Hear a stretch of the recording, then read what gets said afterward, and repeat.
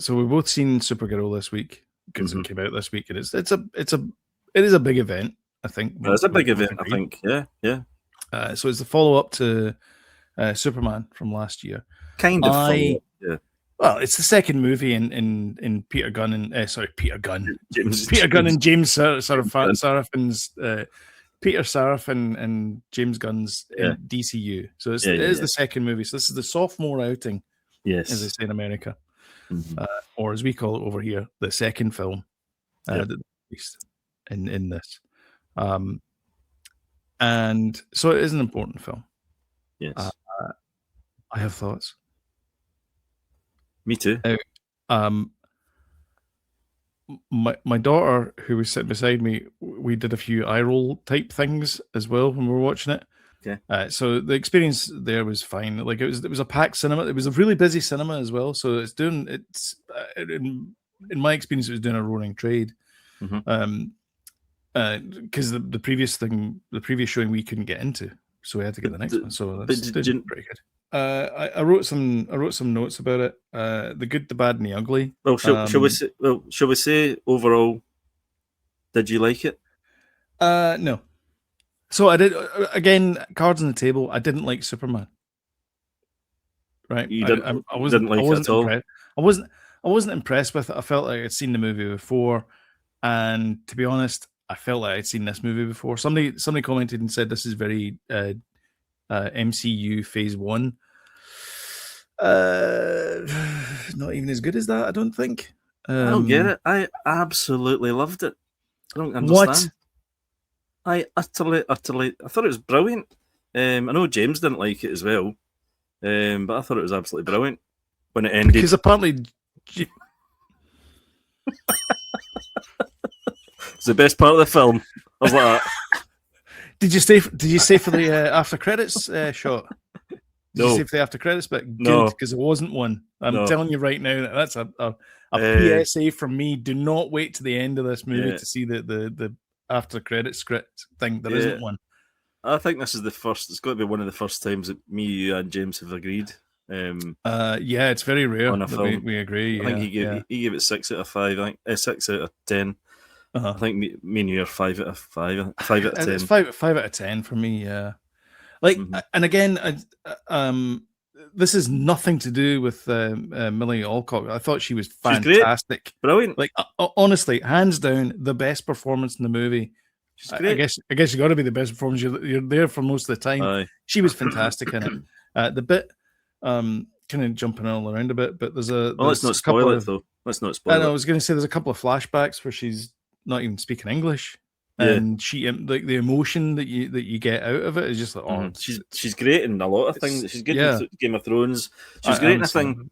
She's in a thing called Upside Down with Tim. I can't remember the singer guy who plays the piano and tells jokes. He's Australian. Oh, Minchin.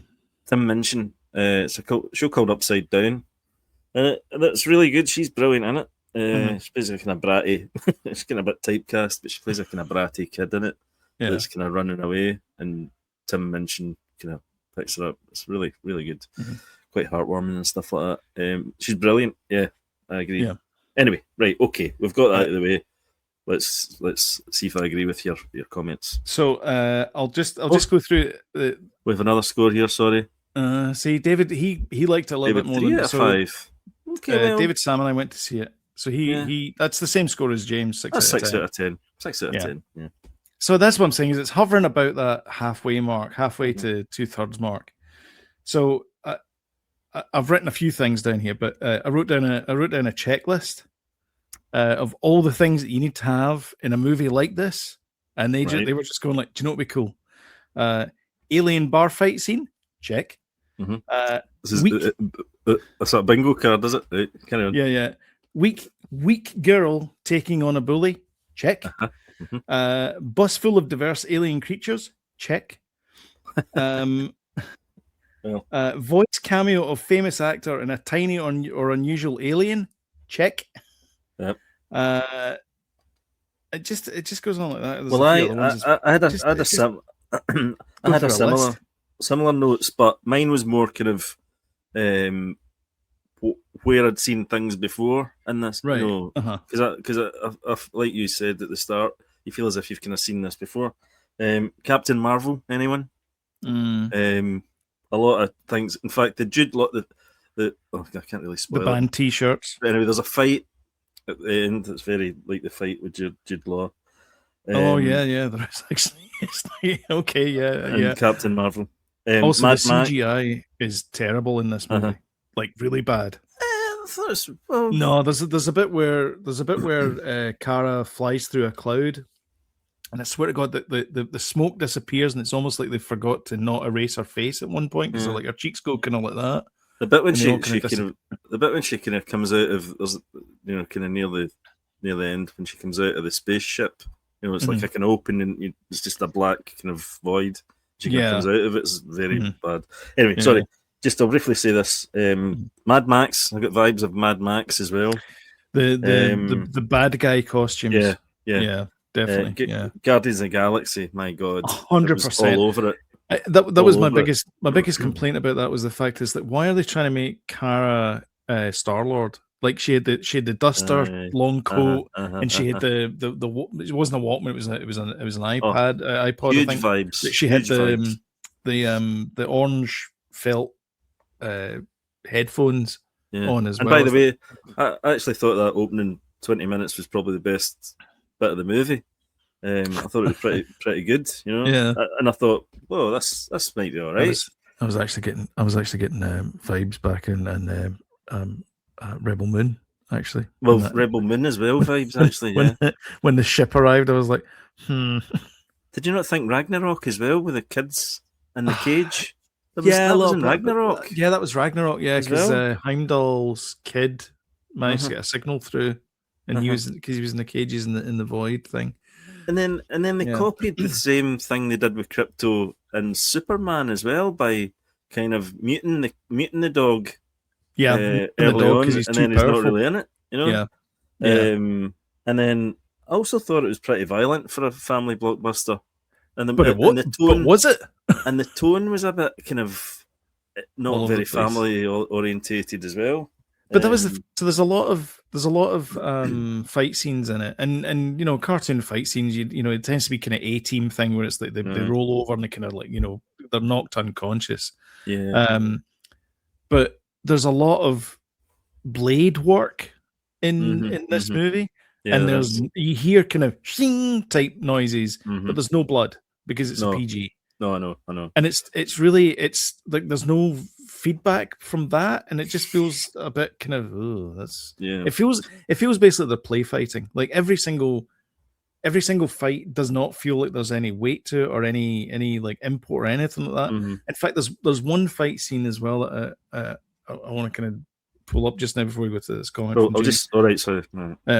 But it's there's a fight scene where it's almost like they're embarrassed at how bad the fight scenes are in the movie. They actually pan away and show the band and the girl with the sword and just show her. I think that and was then maybe kind of pan back afterwards. I know it's supposed to be like a kind of funny thing. But I think it was to keep it as a PG status or whatever it is. I know, but it just felt like we're showing another fight scene. Let's just it was like Monty Python. It was like come over here for a second. It could be seen like that as well, I suppose. But James not in a funny way. Yeah, James is saying here it definitely felt like James Gunn gave Craig Gillespie a formula and then told him to stick with it. 100%, James. Yeah, absolutely agree with that. Yeah. I definitely got the vibe of Guardians of the Galaxy. I mean, Millie Alcock doesn't appear as Supergirl until 20 minutes before the end of the film as well. What the hell's that all about? In her outfit, yeah. And that's the other thing as well. Like the plot is so contrived to make her be nerfed in some points and be super powerful at other points. And it's like, really? I mean, I get the whole, red sun, yellow sun, but like it just seemed like everything was a bit too convenient. It was like there's one bit where she gets, I don't want to spoil it, but there's one bit where she gets knocked out, and the only reason she gets knocked out is so that the other character can get kidnapped by the bad guys. Like that's the only way. That's the only reason why she gets knocked out. She's super powerful at that point because she's Supergirl. Yeah, I mean, there's a lot of lazy script writing about this these days, and there's an awful lot of overuse of sort of alien characters, and this just felt like Yes. the Muppets at some places.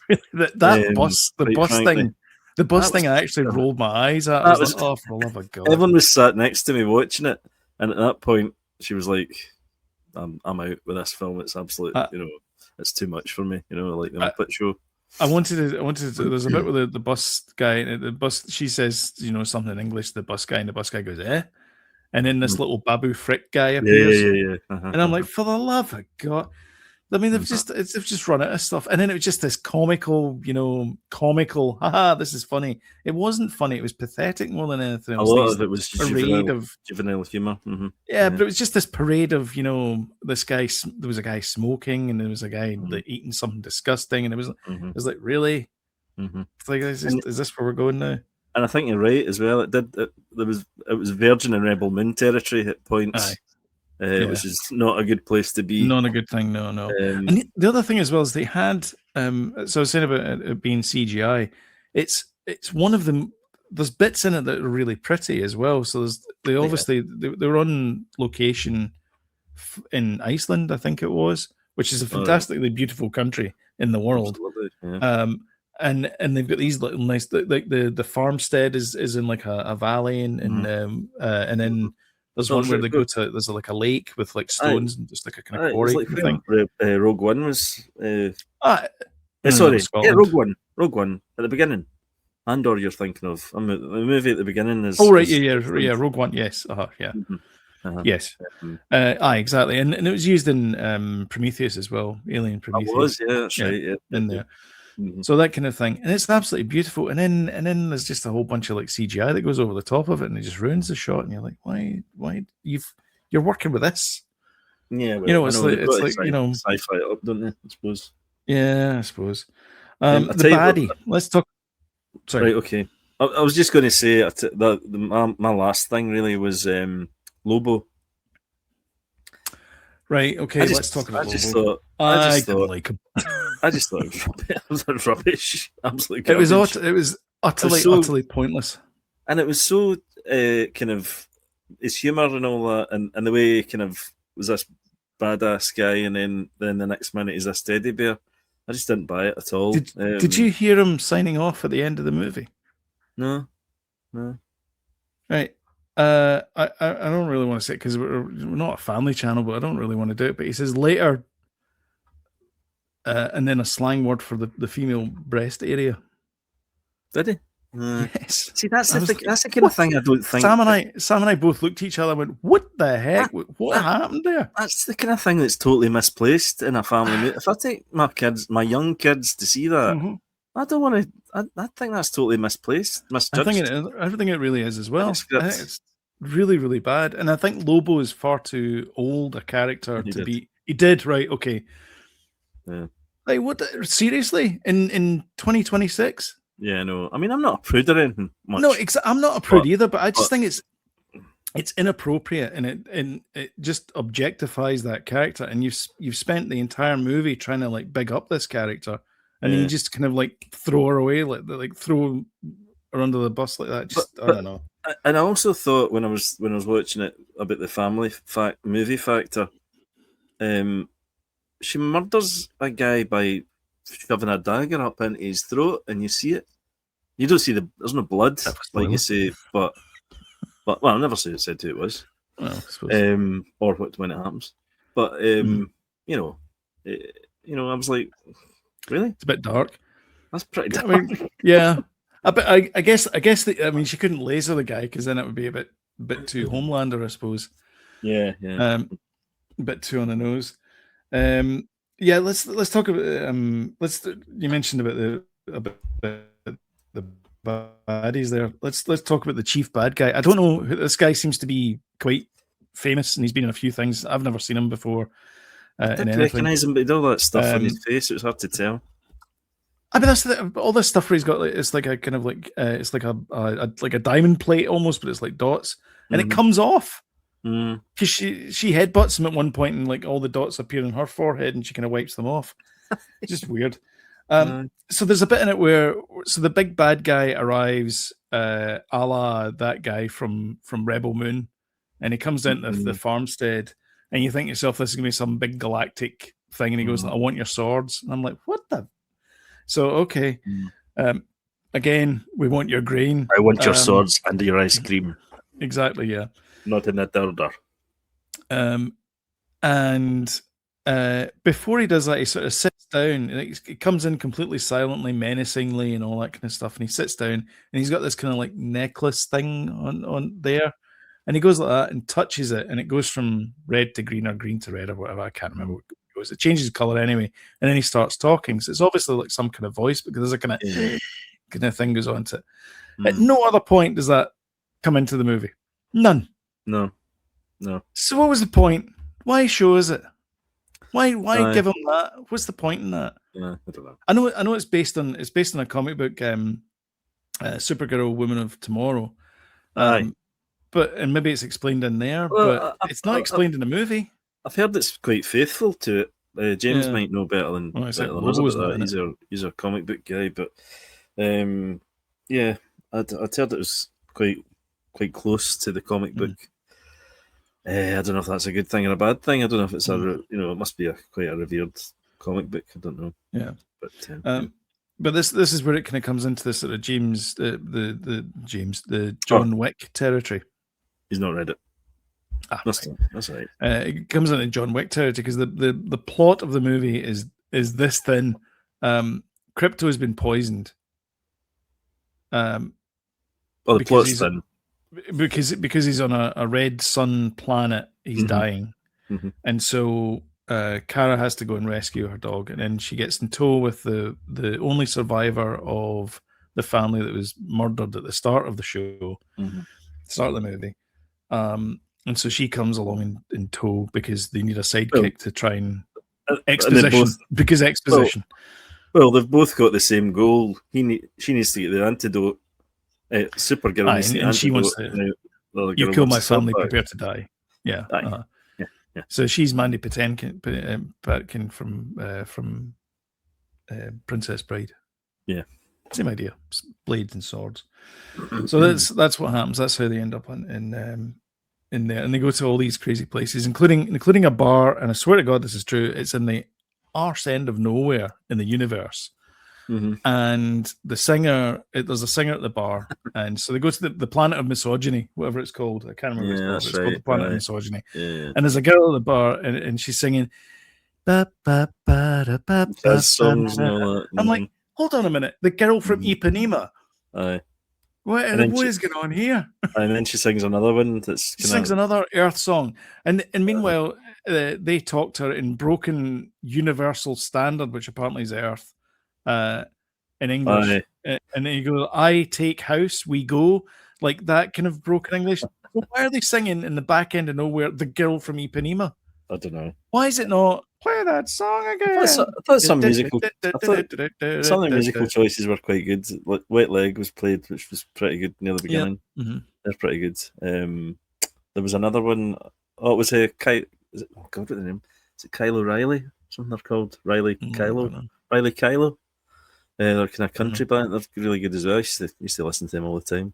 I hadn't heard that song for ages. I was like,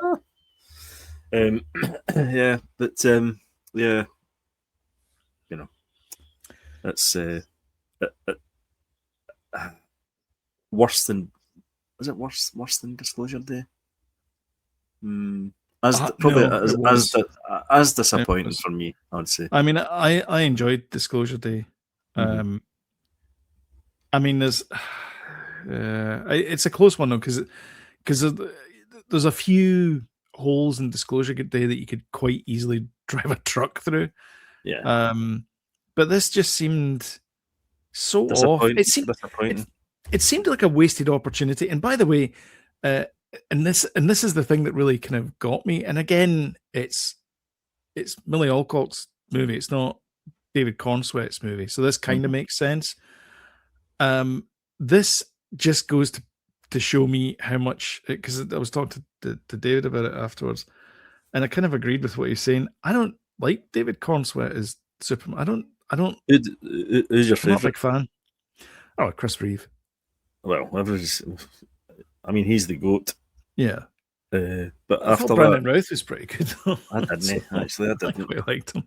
I But thought yeah, I just Henry was good. I think. like he's awkward around her, and I get it. He's it's kind of his Clark persona, even though he's dressed as Superman. I don't mind But just I don't know. I much prefer. Let me put it this way: I much preferred her in this movie than I did Corn Sweat in it. Right, Like I didn't think he did a good job. But maybe it's just because it's not his movie. I mean, he's not. Well, I think I He would. may not be playing type. If I was asked what film I would watch again, I would watch Superman again. I wouldn't watch this again. I would watch Superman again, definitely. I mean, they're both one and done for me. I don't think they're as good as that. James said, I heard that the cape incorporated some of the Superman. The outside material for her cape was used. They had the same roll of fabric that they used for the Christopher Reeve cape, and so her cape is made from that, which is interesting as well. I mean, they're also addressing as well. That she said, "Oh, what do they call you?" Oh, they call me Supergirl, and she says, "Why not Superwoman?" Mm-hmm. And he says, "Oh, it's just because and she kind of hand waves it, and he says, "Well, if he's Superman, why are you Supergirl?" And she's like, So are you much older, much younger than him? And he's like, "No, it's like 4 years or something, 10 years or something." Yeah. So but I would. I've been inclined not to watch this one again. What's annoying though is that there will be certain parts of the internet that are gleefully going to say this was going to be a failure from day one. I'm not going to mention any names, but they drink critically, and they're going to lap this up and say, "Aha, told you this is too woke," and all this kind of stuff. No, and it's more just fool him then. If he hates garbage. everything, more fool him, by the way, because his life must be stink for him just to take it out in these films. Really. I think it's a shame the fact that it just so happens that it's this film that's not that great. Because I mean, I said, Millie was fantastic in it. And I wanted it to be good, but it's just a shame it's not. Yeah. But I don't think we're being cruel about it. It's just the way it is. I mean, the things that we're pointing out, the other thing, the jokes didn't land as well. Again, it's really a lot down to the plot, which is paper thin. The writing is generally not good. There's a few emotional scenes that the Kara goes through, and those are really good. The fact that she's acting against a CGI dog and pouring all the emotions into it, I thought it was really impressive what she was doing there. So it's just like Lobo was the Lobo thing really took me out of it. Yeah, it was almost like, "Hey kids, it's Jason Momoa." It was almost like that. I know. It was like So I think overall, what we think is Millie's good. The movie's no. Millie good. Jason no. Yeah. Oh, we got a comment here. It won't do so bad as they say. Partnerships made 100 million in theaters. Isn't the end all be all? I heard somebody liked it, and some even preferred the movie because they hated the comic. Really? Okay. Interesting. Right. Nice comment. I mean, yeah. Thanks, I mean, it's true. I mean, movies aren't everything, and at some point this will go to streaming and it will go to video on demand and so on, and they'll make some money from there. But I think I think ultimately it's a failure. And I think questions are going to be asked of James Gunn as well, to be honest with you. Now, well, that's the thing, yeah. I mean, maybe this is more of a problem for James Gunn and Peter Safran and anyone. Well, Superman didn't deliver really, no, not as well as it should have done. Supergirl was definitely not going to deliver, So. Well, what did Superman eventually do in the box office? I think it only did about 500 million. Maybe 550, maybe 618. It did. Oh, did it? Yeah. Which is, not bad. It's not I bad, mean- but it's not great for. Mhm. We're talking Superman I mean- here. And Yeah. middle of summer blockbuster as well, July Yeah. blockbuster. So Batman seems to Yeah, always do okay. better, doesn't it? That was the Batman was a $1 billion movie, wasn't it? the Batman, Robert Pattinson one. That was $1 billion movie. the Batman. That was 4 years ago. Wow. 772. Was that not $1 billion? I thought it was. Nope, Is that worldwide 772. still in your line? Yep. Right. Domestic 369. Johnny's saying Clayface, Batman Part 2, Man of Tomorrow, and more. But I'm assuming you mean more hopeful. I'm more hopeful. I'm more hopeful. I'm Yeah. more hopeful. Okay. I actually think. Well, they say Clayface is virgin in horror. So that'll be interesting to see how that pans out. But those aren't mainline DCU movies, though. No. So those are the sort of adjacent ones. Well, Man of Tomorrow is the Superman sequel. Oh, sorry, So Man of Tomorrow. Sorry, but right. yeah, technically, Batman Part 2 is a sort of what is it? Other world? What do they call it? Other worlds or something they call it. Can't remember what it is, but it's not part of the actual because they're still looking for like a Batman for the DCEU, aren't they? Yeah. I think it's just DCU now because it's not Robert Pattinson that's going to be popping up in the Superman movies. It'll be somebody else. Yeah, which is confusing a little bit. Yeah, a little bit. Yeah, you know, bring back Jared Leto as the Joker. That's why I can't finish that sentence. Elseworld. That's it, Johnny. Yeah. Still part of DC. That's true. Yes. And still under James Gunn's watch as well. Tutelage. Elseworld. Yeah. So what's the next? What's the next DCU film, Man of Tomorrow? That's the next one. I think it is. No, sorry, it's not. It's Clayface. Clayface first. That's then, DCU. Man of Tomorrow. Oh, right. Okay. Right. Oh, EU. Expanded Universe. No, the DCU, the mainstream. How confusing it is. Ones. I know. James. No. The Mr. Gunn. The one that's tucked away. The Pocket Universe one. What's that one called? I don't know. And then you get the animations as well and stuff like that. Yeah, that's right, Johnny. Clayface. Right. And when I guess the DCU. Gun Universe, so it is part of the DCU. Because the Gunniverse. The Gunniverse. Let's just call it that. That's more. Yeah, the Gunniverse. Well, we had the Snyderverse. I mean, why don't we call it the Gunniverse? That would simplify it. Yeah. Exactly. All right. I think so. Yeah. Middle average movie. It's not gonna light anything on fire, and it looks like box office wise. And you've seen it all before in other movies. Yeah, and it's been done a wee bit better in other movies as well. Definitely. All right.